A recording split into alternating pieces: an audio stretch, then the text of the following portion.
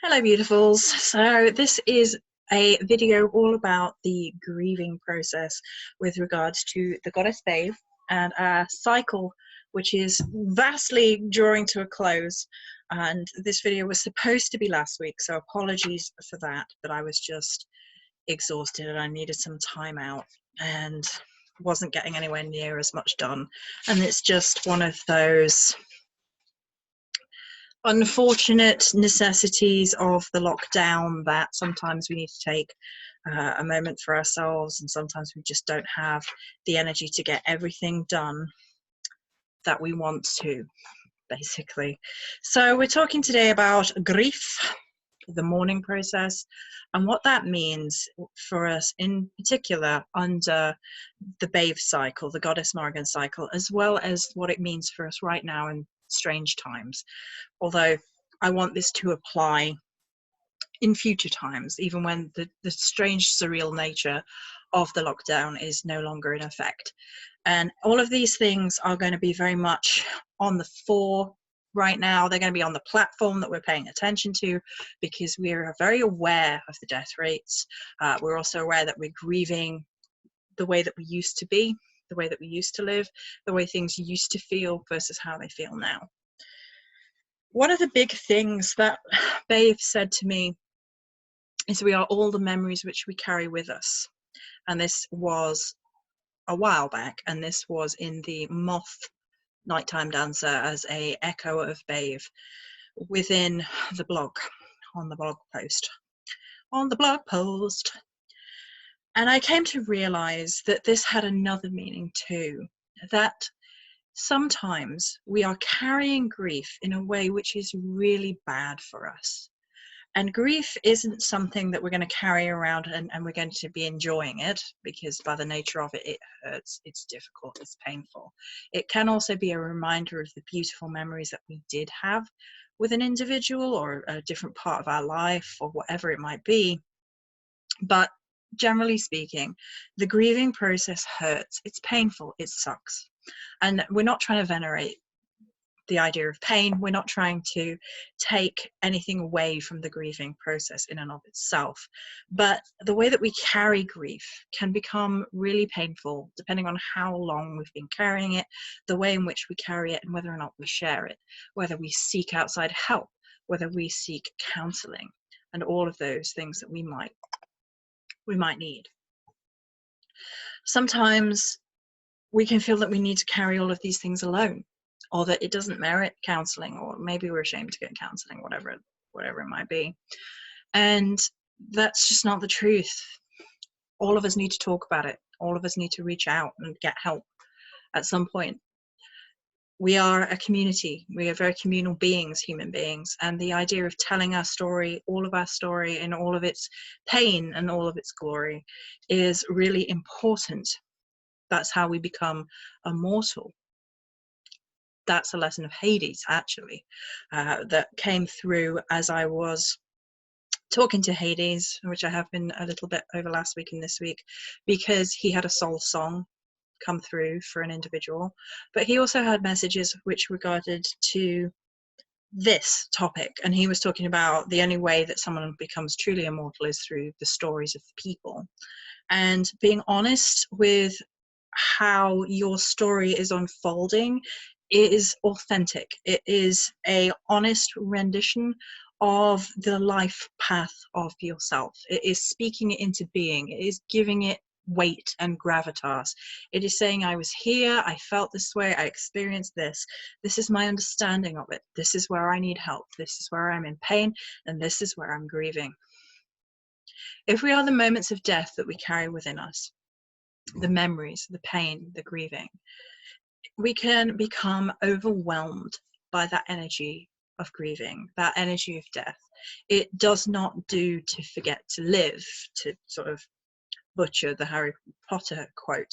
To constantly focus on the memory of something and not on the present is damaging to us as individuals.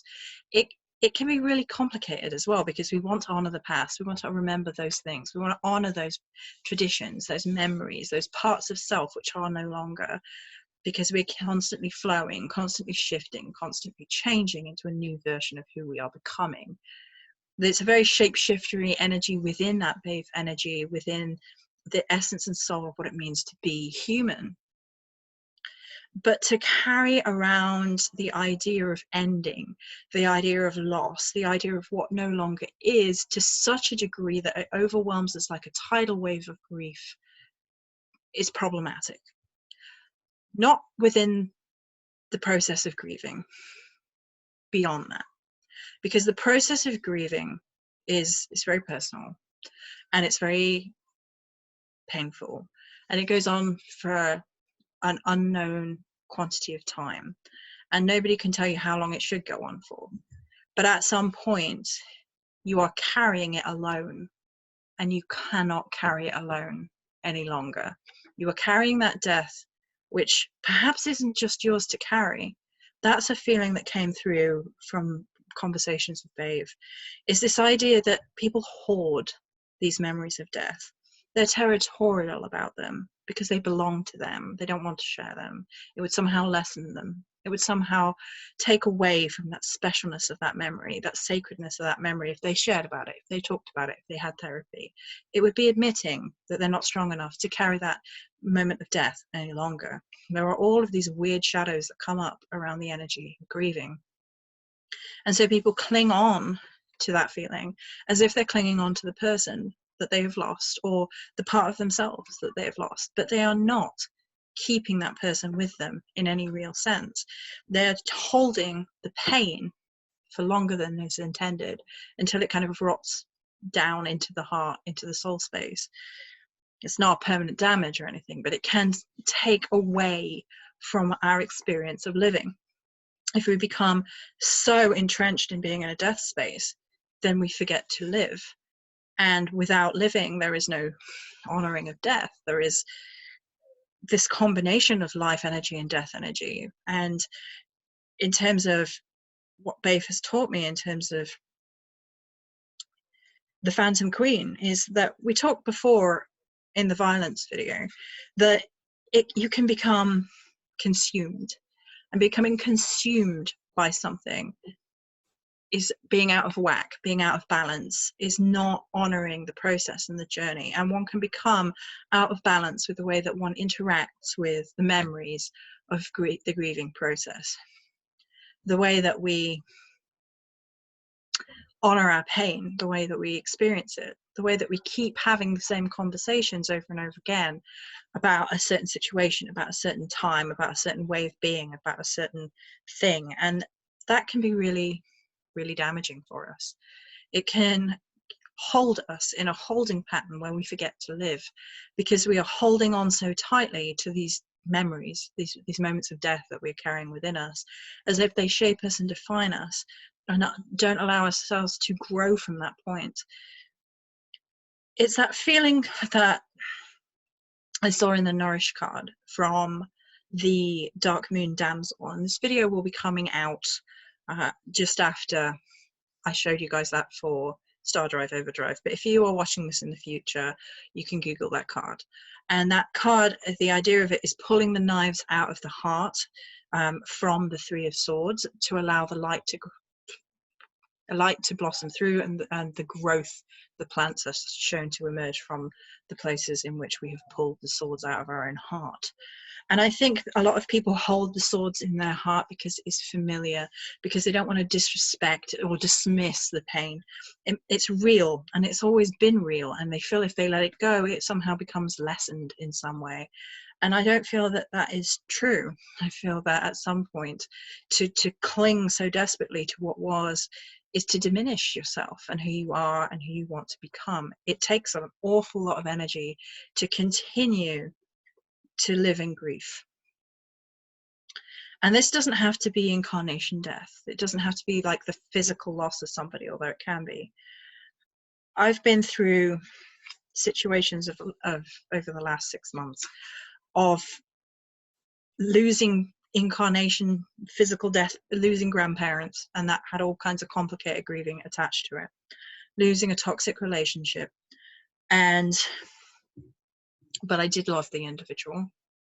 who did not love me, but there you go. And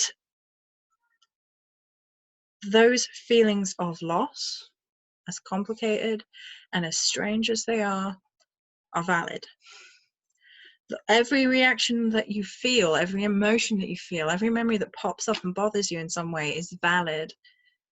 But if we allow ourselves to become set in the holding pattern of pain, we do not alchemize it.